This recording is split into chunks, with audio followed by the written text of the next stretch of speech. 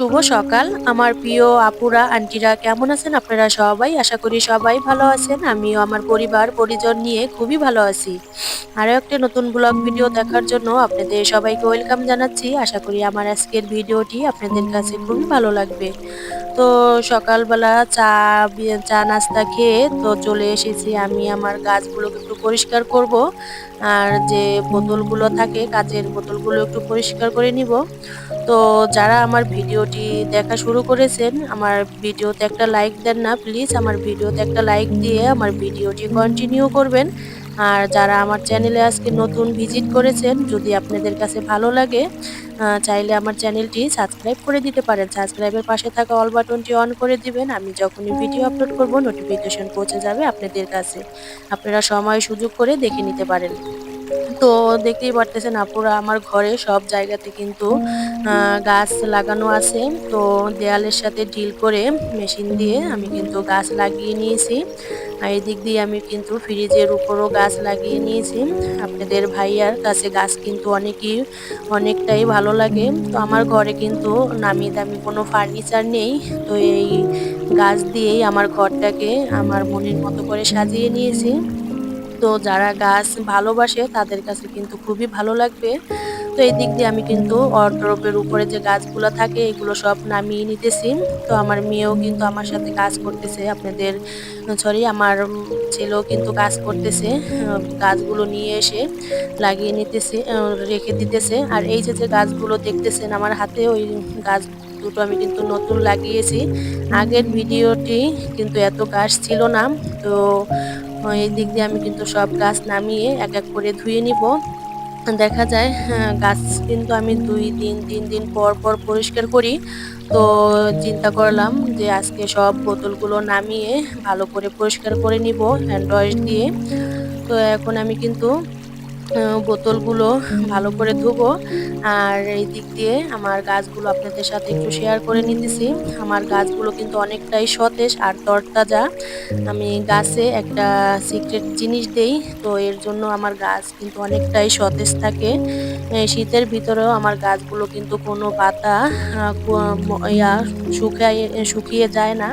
তো এই দিক দিয়ে আমি কিন্তু কাঁচের যে একটা বোতল আছে গ্লাস আছে, গ্লাসটাও কিন্তু একটু জল ভালো করে পরিষ্কার করে গাছ লাগিয়ে রেখে দিলাম জলের ভিতরে। এই দিক দিয়ে আমি কিন্তু সব বোতলগুলো ধুয়ে নিব। এই তো আমার কিন্তু বোতল কিন্তু ধোয়া হয়ে গিয়েছে। অনেক সময় লেগেছে বোতল ধুয়ে নিতে। এখন ভালো করে বোতলগুলো ধুয়ে আমি কিন্তু জল দিয়ে দিব। তো বোতলগুলো দেখে আমার কিন্তু অনেকটাই ভালো লাগতেছে। তো বোতলগুলো আমি এক এক করে গুনে নিতেছি যে কয়টা বোতল। তো এই জায়গাতে প্রায় ১৬ ১৭ টার মতো বোতল আছে। তো আমার কিন্তু অনেকটাই ভালো লাগতেছে। বোতলগুলো কিন্তু ২ দিন ৩ দিন পর পর ধুয়ে নিতে হয়। তা না হলে দেখা যায় যদি জলসহ এভাবে রেখে দেওয়া হয় সপ্তাহের পর সপ্তাহ তাহলে যে বোতলের কিন্তু হলুদ দাগ হয়ে যায়। ও দেখতে কিন্তু ভালো লাগে না। তো আমার বোতলগুলোতেও কিন্তু ওইগুলো কিছুই নেই। দেখতেই পারতেছেন আপুরা আমার বোতলগুলো কিন্তু ঝকঝকে তকতকে। তো এখন আমি কিন্তু বোতলগুলোতে জল দিয়ে দিব। আর যে প্লাস্টিকের যে বোতলগুলো আছে এগুলো আমি পরে ধুয়ে নিব। তো এখন আমি কিন্তু এক, এক করে সব বোতলেই কিন্তু জল দিয়ে দিতেছি।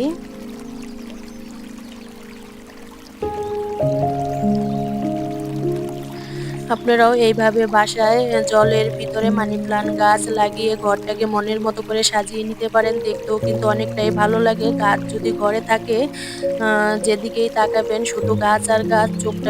চোখ কিন্তু অনেকটাই জুড়িয়ে যায়। তো এদিক দিয়ে আমি কিন্তু সব বোতলেই কিন্তু জল ভরে নিতেছি।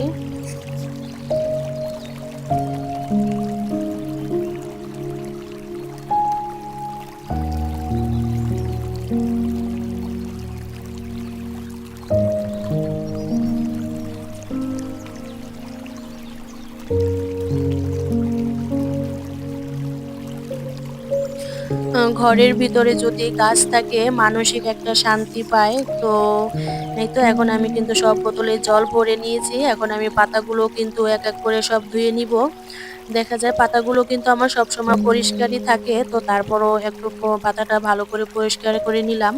তো নিয়ে এখন আমি কিন্তু সব গাছগুলো কিন্তু বোতলে এক, এক করে দিয়ে দিব।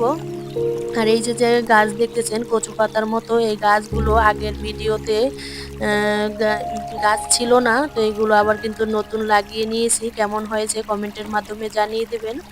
আমার গাছগুলো আপনাদের কাছে যদি ভালো লেগে থাকে তাহলে আমার ভিডিওতে একটা লাইক দিয়ে আমার ভিডিওটি কন্টিনিউ করবেন আর আমার চ্যানেলটিকে একটা সাবস্ক্রাইব করে দিবেন।